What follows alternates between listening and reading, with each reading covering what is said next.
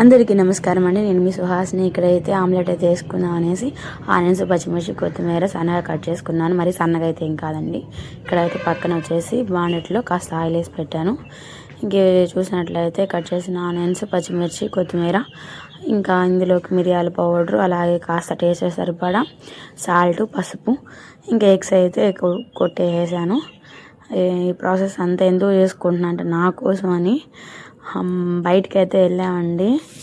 అంటే బయటికి ఎక్కడికైనా వెళ్ళినప్పుడు భోజనాలు అంటే అది మంచి విషయం అయి ఉండొచ్చు, చెడు విషయం అయి ఉండొచ్చు. అలాంటి టైంలో ఏంటంటే నాకు కాస్త మొహమాటం ఎక్కువ అనమాట. బయట తినాలంటే సరిగ్గా తినలేను, కడుపు నిండుగా. కాస్త వెల్తీగా అంటే ఏదో తినాలి కాబట్టి తినాలి అన్నట్టుగా తినేసి వస్తాను.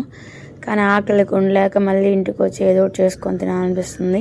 ఇంక ఇంట్లో చూసినట్లయితే ఏం లేదు, టిఫిన్కి సంబంధించి పిండిలు కానీ ఇంట్లో ఫ్రిడ్జ్లో ఎగ్స్ అయితే 2 ఉన్నాయి కరెక్ట్గా.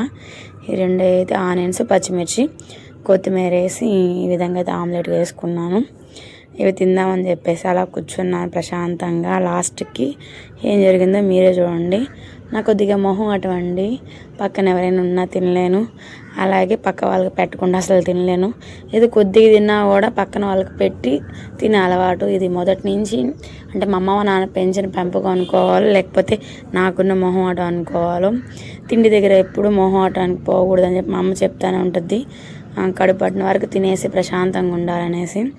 కానీ ఏంటో బయటికి వెళ్తే తినలేను. ఇది నాకే కాదు, చాలామందికి ఉండొచ్చు ఇలాంటి అలవాటు. ఉంటే మీరు కూడా తప్పకుండా కామెంట్లో షేర్ చేయండి. ఎక్కడికి వెళ్ళినా ఇంటికి వచ్చి కొద్దిగా తింటే ప్రశాంతంగా అనిపిస్తుంది. ఇదండి, ఇది ఆమ్లెట్ ఎలా ఉందో కూడా చెప్పండి. చాలా టేస్ట్గా ఉంటుంది. ఆయిల్ ఎక్కువ వేసి అనుకోవద్దు. ఈ బాండలి మా అమ్మ నాకు ఇచ్చిందనమాట.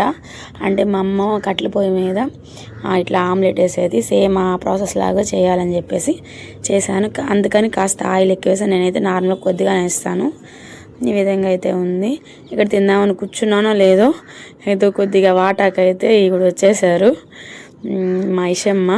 ఇంకా చూస్తూ ఉంది. ఇంకొద్దిగా వేసాను అంటే ఆనియన్స్, పచ్చిమిర్చి, కొత్తిమీర వేసాను కదా, తిందని చెప్పేసి ఫస్ట్ కొద్దిగా వేస్తే అలా చేసిందనమాట. మళ్ళీ ఇంకొంచెం వేసాను.